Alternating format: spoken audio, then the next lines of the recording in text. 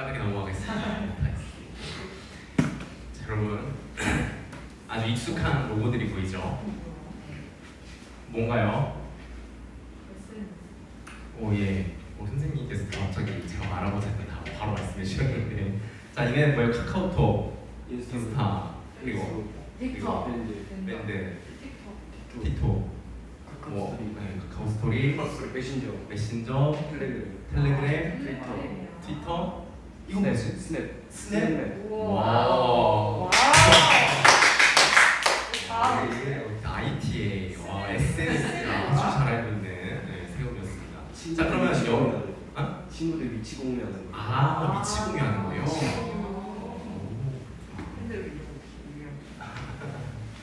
이제 여러 가지 이 SNS 이런 거 SNS라 그러죠. 네, SNS라고 합니다. 이 소셜 네트워크 서비스라고 해가지고 사회의 연결망이라고 하는 그런 뜻을 가지고 있어요. 어떻게 해요? 사람과 사람을 멀리 있어도 어떻게 해줘요? 연결해 주는 기능들을 가지고 있죠. 그래서 이런 앱들을 SNS라고 부르는데 여러분 이거 여러 가지 있는데 이 중에 어떤 거 제일 많이 이용해요? 어떤 거 제일 많이 이용해요? 어떤 게 제일 좋아요? 인스타그램이랑 메신저. 좋죠. 인스타그램 메신저 그렇게 이용을 하고 틱톡은 안 해요? 틱톡도 엄청 인기가 많은 걸로 알고 있는데 보기만 하고 직접 이거 올리진 않는다 이거죠 영상을. 그래서 지금 우리 한국의 청소년들은 페이스북 메신저와 인스타그램 그리고 틱톡을 좀 보거나 하거나 그 정도로 이용을 하고 있는 것 같아요. 자, 갑자기 왜 SNS를 여러분들에게 이렇게 보여주냐? 우리는 지금 계속해서 뭘 보고 있어요? 어떤 주제를 가지고 우리가 말씀을 보고 있어요? 행복. 어떻게 하면 우리가 완전한 행복을 얻을 수 있을까? 그거를 이야기하고 있는 거잖아요. 그래서 지금 제가 SNS를 왜 얘기했겠어요? 이 SNS가 우리 사람들이 행복을 느끼는데 꽤나 많은 방해를 주고 있는 부분이기 때문이에요. 자, SNS를 하면요 어떤 단점이 있을까요? 좋은 점은 뭐 친구들이랑 재밌게 바로바로 멀리서도 어느 때든지 소통할 수 있다는 그것은 장점이죠. 근데 단점이 뭘까요? 단점이. 자, 이 사람 무슨 족시 알아요? 축구를 좋아하는 친구들은 알 수 있는데 알렉스 퍼거슨 감독님이요. 맨체스터 유나이티드의 감독이었던 전설의 감독이라고 불리는 그런 분이요. 그런 분이 뭐라고 얘기했어요? SNS는 인생의 낭비다. 여러분 따라합시다. SNS는 인생의 낭비다.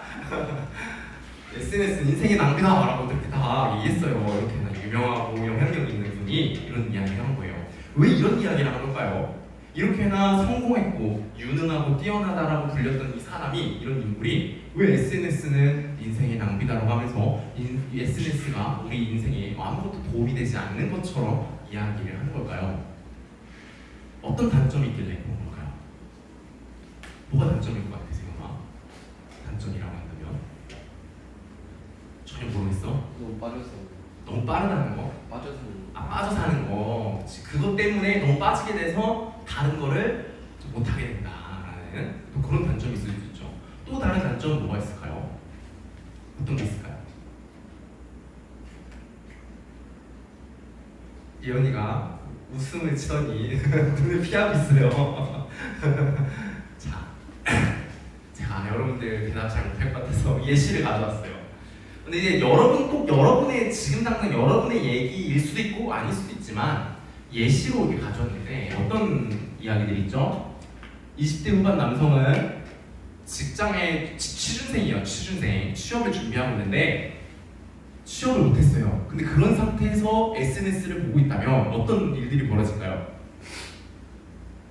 여러분 얘기를 바꿔볼까요? 여러분 만약에 수능을 쳤는데 대학교를 못 가게 됐어. 너무 절대 그러면 안 되지만 대학교를 못 가는 일이 발생됐어. 근데 SNS를 한다. 그러면 어떤 일이 발생하게 될까요? 여러분은 못 갔지만 누구는 갔을 거예요? 친구들은 대학 갔겠죠. 대학을 가자마자 그 친구들 뭐 하는 줄 알아요? OT라는 걸 해가지고 미리미리 만나가지고 친구들끼리 친분을 쌓고 아주 즐거운 시간들을 보내고 그거를 그러면 자기들만 즐거워하면 되는데 어떻게 하냐? 공유를 해요. 공유를 어디에요? SNS에.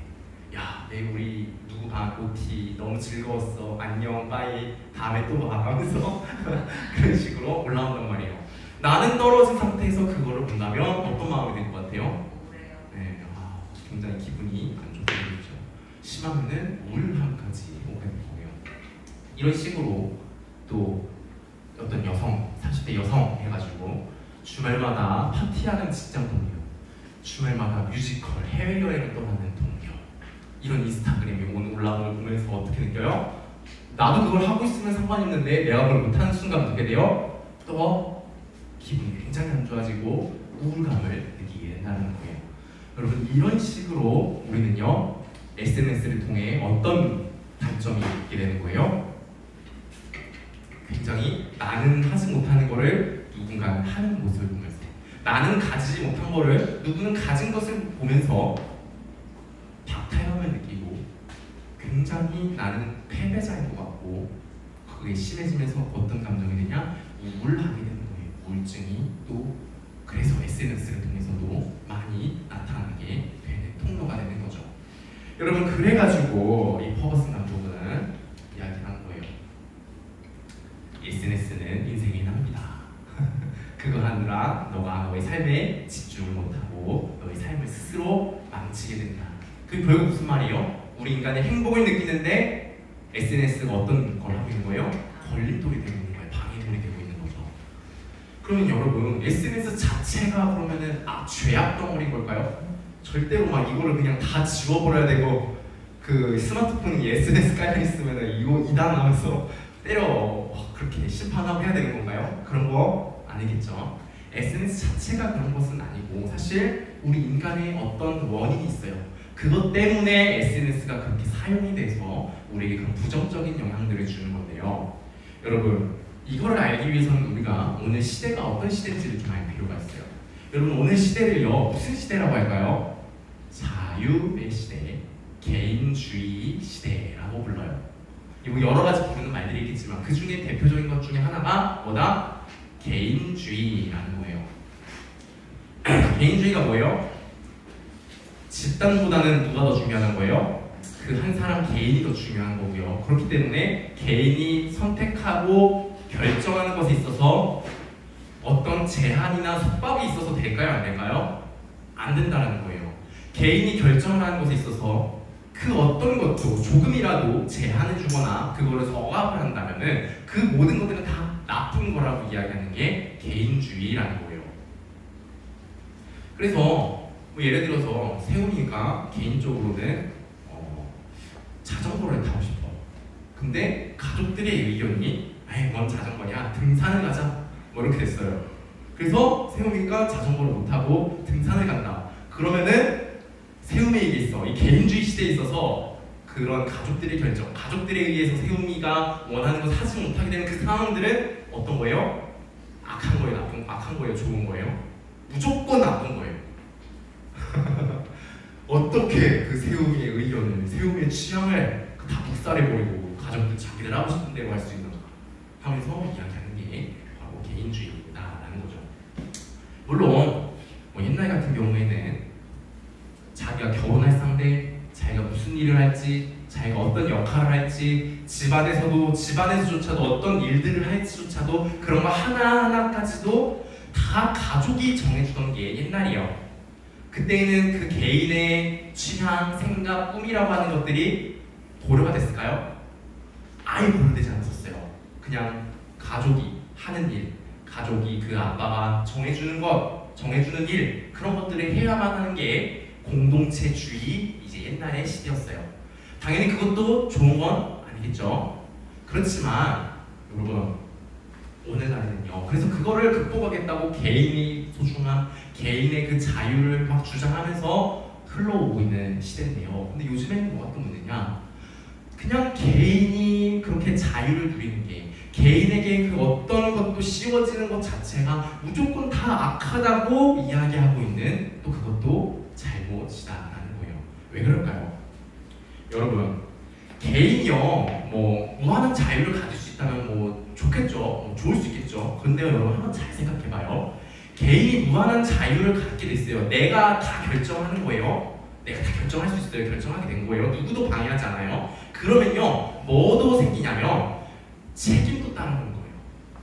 내가 뭔가를 해야 하는 책임도 따르는 거예요. 자유도 따라왔잖아요. 내가 선택한 거잖아요. 그러면 그것에 대한 책임도 내가 져야 되는 거예요. 무한한 자유는 곧 뭐냐? 무한한 책임이 나의 어깨에 짊어지게 된다는 거예요. 자, 어떤 책임들이 있을까요? 내 몸을 어떻게 해야 돼요?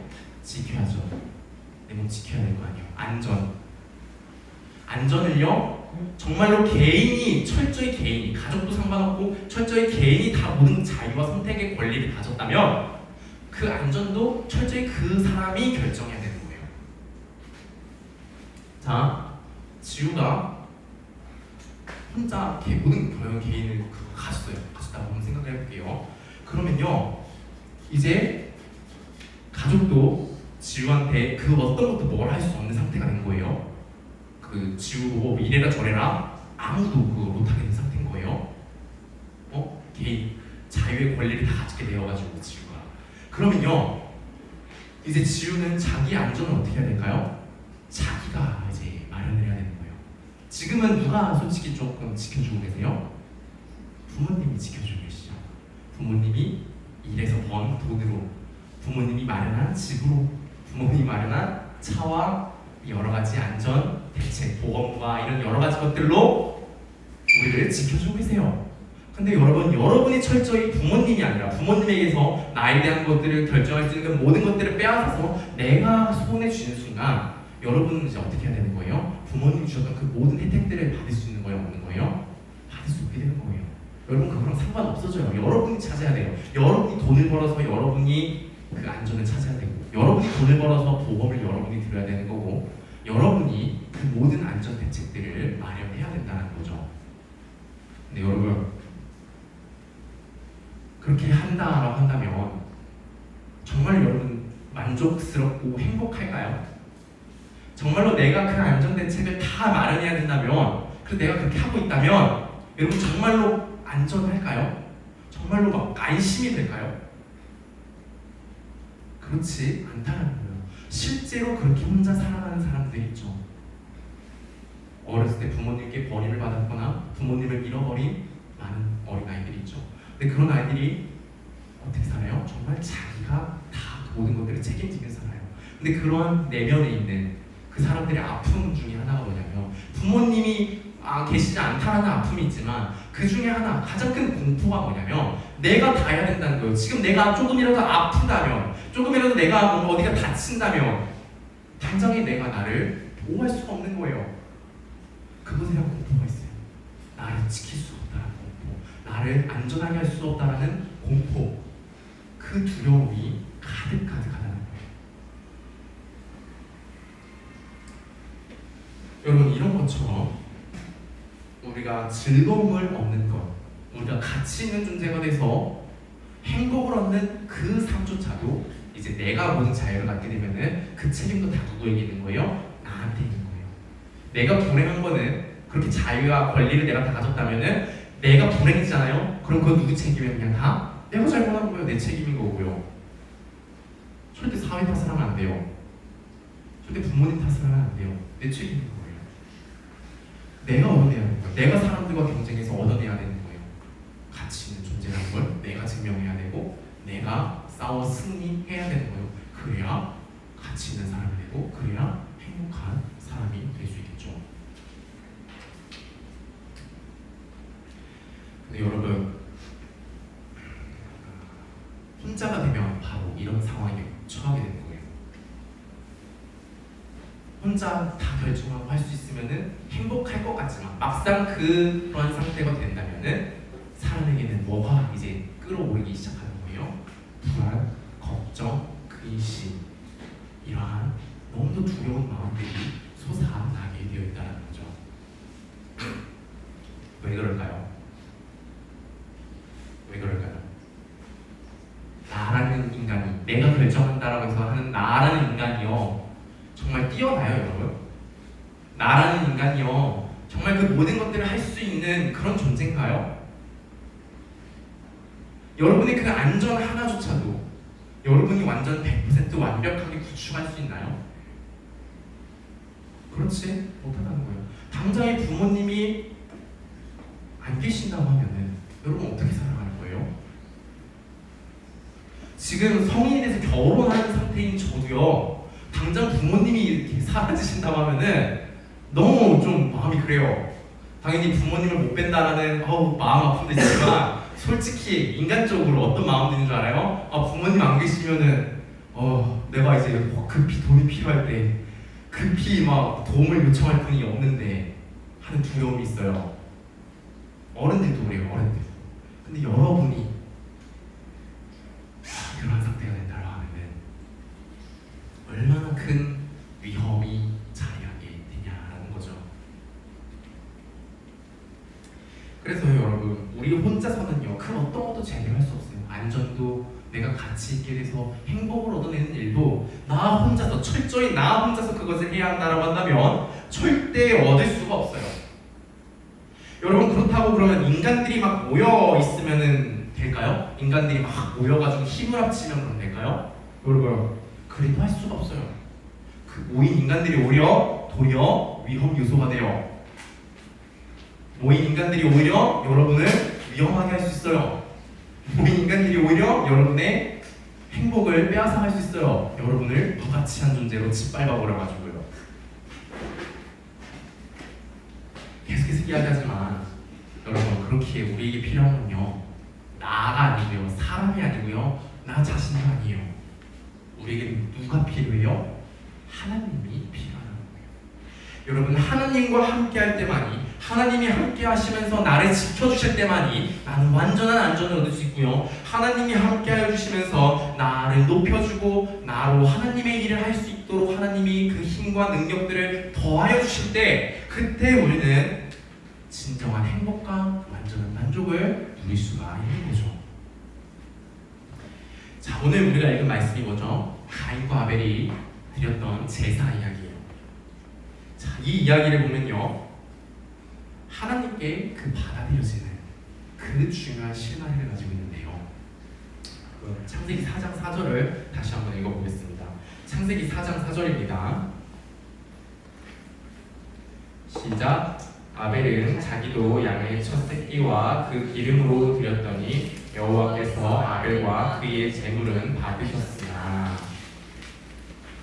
여러분, 이 아벨과 가인과 아벨 사건에서 제사가 왜 중요하냐면, 어쨌든 우리가 행복을 누리려면, 완전한 안정과 행복을 누리려면 하나님이 있어야 돼요. 하나님께 받아들여서 하나님과 함께 해야 되잖아요.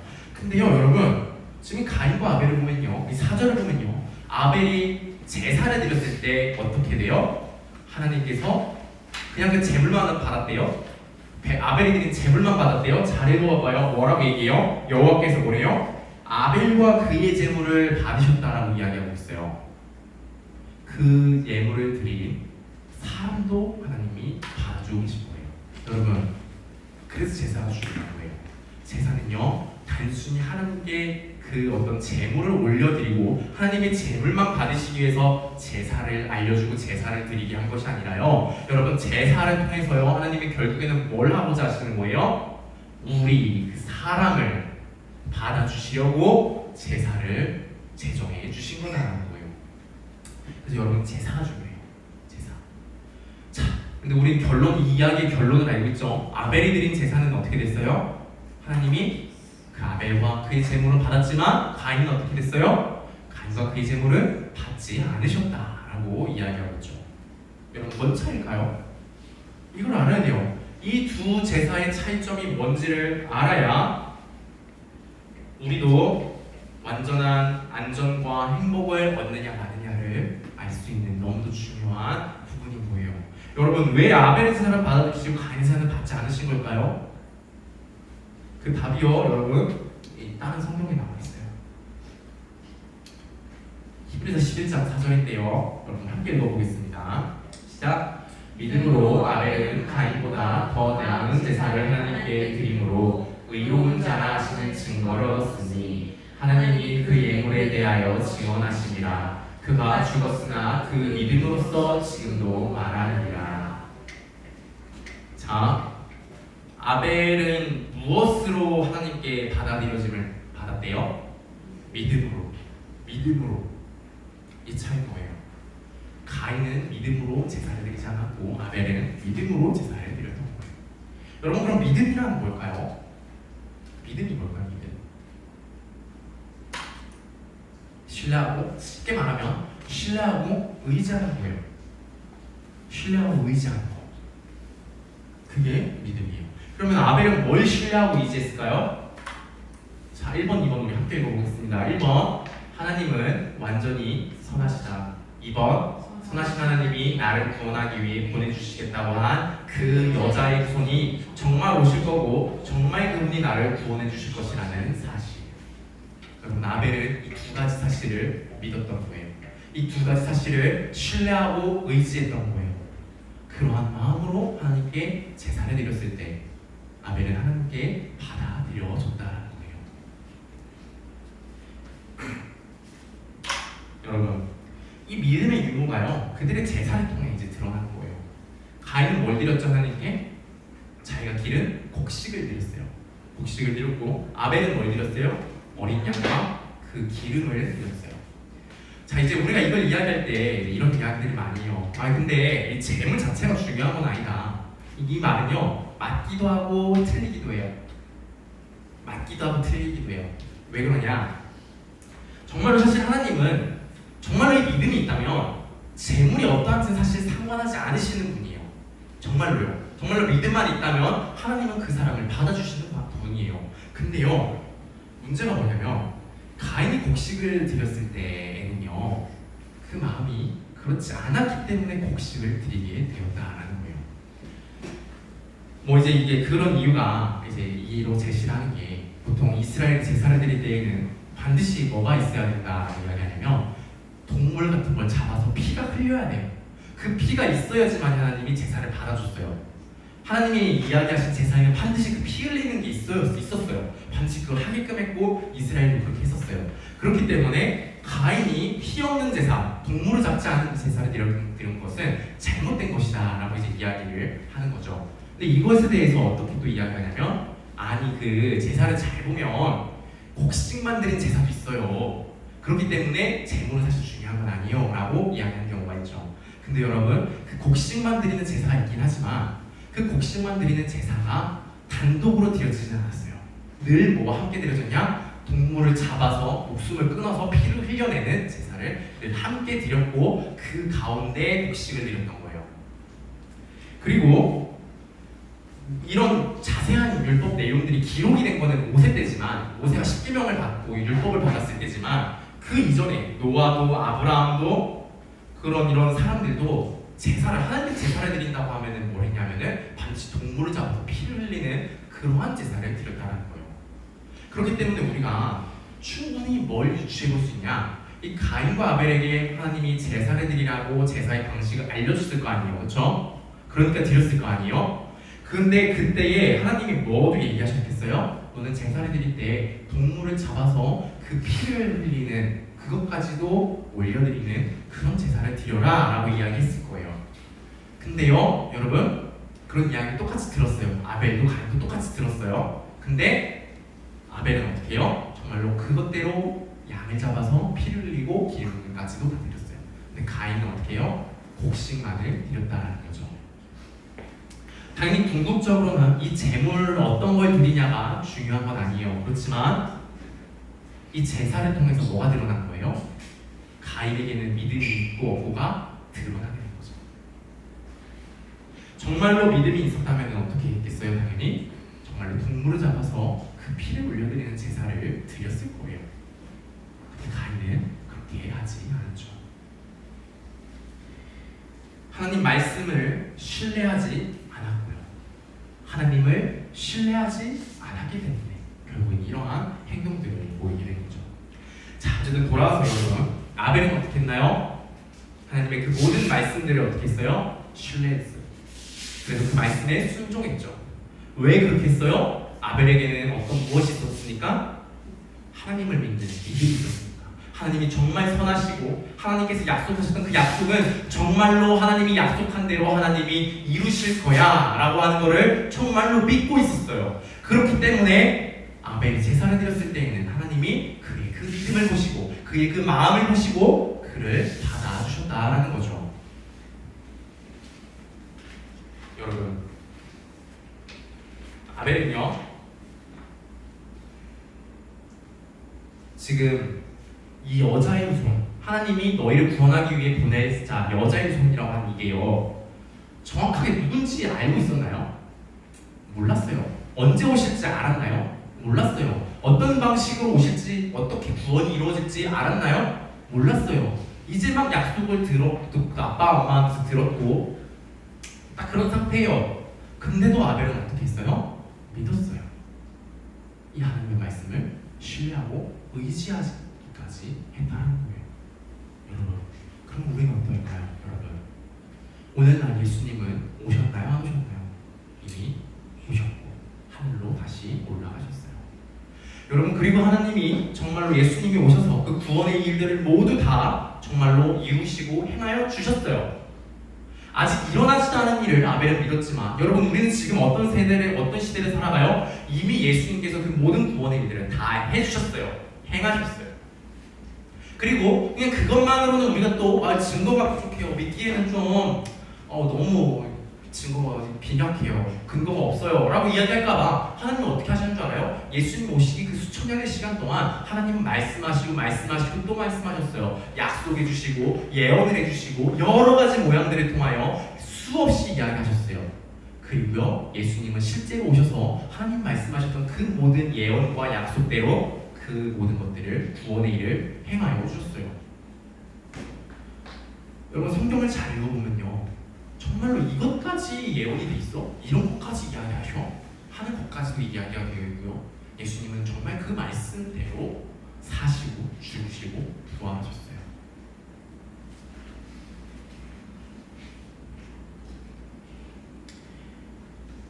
여러분, 그런데요 이런 예수님을 우리가 믿지 못할 이유가 있을까요? 이런 예수님을 우리가 믿는다는 게 정말로 어리석은 걸까요? 바보 같은 걸까요? 여러분, 예수님이 죽으시고 부활하신 것을 목격한 수천 명의 사람들이 있었어요. 여러분, 수천 명의 사람들이 다 똑같이 동시에 환각에 걸리고 이 사람 망상을 해가지고 할 확률이 얼마나 될까요? 여러분, 이거는 학자들이 이야기해요. 훌륭하신 교수님들이 이야기해요. 그거는 불가능하다 그래요. 절대 불가능하다. 근데 여러분, 수천 명의 사람들이 동시에 증언했어요. 예수님이 죽으심과 부활이 정말로 그랬다. 여러분, 이걸 안 믿는다는 건 혹시 오히려 바보 같은 거예요. 여러분, 예수님에 대한 증언과 예수님과 관련한 이 모든 기록들이요 엄청나게 많이 있어요. 여러분, 우리가 역사 믿죠? 여러분, 이순신 장군 믿죠? 삼국시대 믿죠? 근데 여러분, 그 시대, 그래도 조선시대는 좀 괜찮지만 여러분, 고대 시대, 고구려 백제 신라 이 시대 때는요 기록이 얼마나 있는 줄 알아요? 한두 권, 많으면 5권, 그냥 돌덩이 하나 이런 거밖에 없어요. 거기 몇 자 적혀 있는 거 가지고 고려 삼국, 고구려 백제 신라는 이러했을 것이다 라는 이야기들을 막 풀어내고 있는 거예요. 근데 여러분, 그거를 믿어요? 안 믿어요? 믿고요. 그걸 믿는 거를 바보라 그래요? 어리석은 거라 그래요? 아니죠. 아주 그냥 똑똑하고 그냥 합리적으로 잘 믿고 있는 거다 라고 이야기해요. 근데 여러분, 예수님에 대한 증언과 기록은 몇 개인 줄 알아요? 수만 개. 고작 그 한두 개, 돌덩이 하나 이런 거 가지고 예수님의 죽음과 부활을 믿으라고 이야기하는 게 아니에요.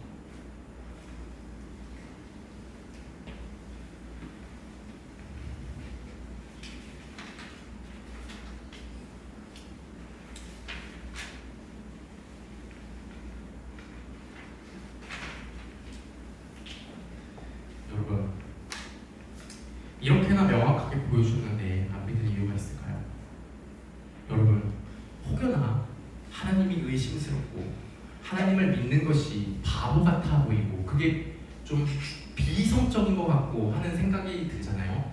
그건요, 모르기 때문에 그런 거예요. 모르기 때문에. 정말로 여러분들이 이것이 얼마나 근거 있는 건지를 보게 된다면, 여러분이 정말로 이 성경을 진지하게 하나하나 하나님이 어떤 약속을 해주셨고 어떤 것들을 이루어 나가셨는지를 여러분이 정말로 보게 된다면, 여러분은 절대 그런 말 할 수 없어요. 이거는 말도 안 되는 엉터리야, 믿을 수 없어, 이거 믿는 건 바보 같은 거야 라는 말을 절대 할 수 없어요.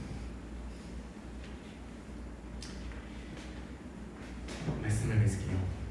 여러분, 현대는 무슨 시대라고 했죠? 자유의 시대, 개인주의 시대라고 했어요.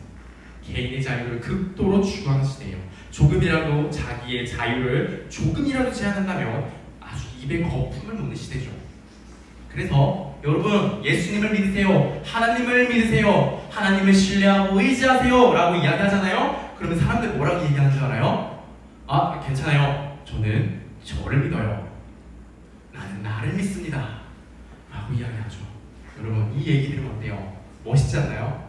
야, 나를 믿는다니, 다른 것을 의지하지 않고 자기를 믿는다니, 야, 대단하다 라는 이런 생각이 들지만, 여러분, 그것만큼 멍청한 소리가 없어요. 그것만큼 얼마나 자기 자신을 위험으로 몰아가는지 그런 말이 없어요. 여러분요, 근데요, 사람은요 이렇게 이야기하죠. 나는 나를 믿어요, 인간을 믿어요, 인간이 할 수 있다는 걸 믿어요, 사람은 할 수 있어요, 그래서 나는 나를 믿어요 라고 이야기하는데요, 근데 그러면서도요, 사람은요 그렇게 이야기할지라도요, 결국 그 마음속에는 뭐가 있는 줄 알아요? 두려움이 있어요. 두려움이, 공포가 있어요. 왜 두려울까요? 자기는 그렇게 생각하지 않으려고, 자기는 그 현실을 보지 않으려고 외면하고 자기를 세뇌하고 있지만, 사실 어떻다는 걸 본능적으로 알아요. 자기가 그렇게 대단한 존재가 아니라는 거를 알거든요. 자기가 그렇게나 실력 있는 존재가 아니라는 거를 사실 알거든요. 내 본능은, 내 영혼은요. 여러분, 질병 하나만 찾아와 봐요. 아무리 날고 있는 사람이라도 질병 하나만 찾아와 봐요. 코로나, 코비드 19 어땠어요? 그것 때문에 온 세계가 마비가 되버렸죠. 그것만이 아니라도 조금만 안 좋은 상황이 닥쳐온다면, 조금만 어떤 부상과 상황이 나빠진다면, 자연재해가 찾아온다면, 인간들이 쌓은 그 모든 것들은 어떻게 돼요? 싹 다 무너져 내려버리게 되어 있어요. 이걸 하는 거예요, 이걸. 그러니까 두려워하는 거죠. 그래서 모든 사람들 마음 가운데는요, 어떤 갈망이 있는 줄 알아요? 나는 나를 믿어, 나는 누구 의지하는 거 그거 싫어, 그거는 나약한 거야, 여자 같은 거야, 안 해, 그런 건 하지 않아. 강한 인간은 자기 자신을 믿어 라고 이야기해요. 그렇게 이야기하지만 여러분, 그 사람들 마음속에, 그렇게 이야기하는 사람들 마음속에도 뭐가 있냐면, 의지할 사람을 갈망하고 있어요. 정말로 나를 보호해주고, 정말로 나를 도와줄, 정말로 나를 배신하지 않고 뒤통수 치지 않을, 정말로 신뢰할 만한 그런 사람, 영원토록 내가 믿고 따르고 함께할 수 있는 그 사람, 그 존재를 원하고 있어요. 다들 그 존재를 원해요.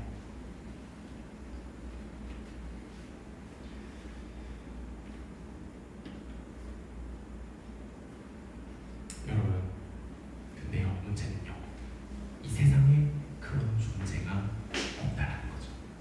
나뿐 아니라 세상 그 어디에도 없다라는 거죠. 여러분, 이성 친구 만나면은 그 친구는 내가 전적으로 의지할 수 있을 것 같죠?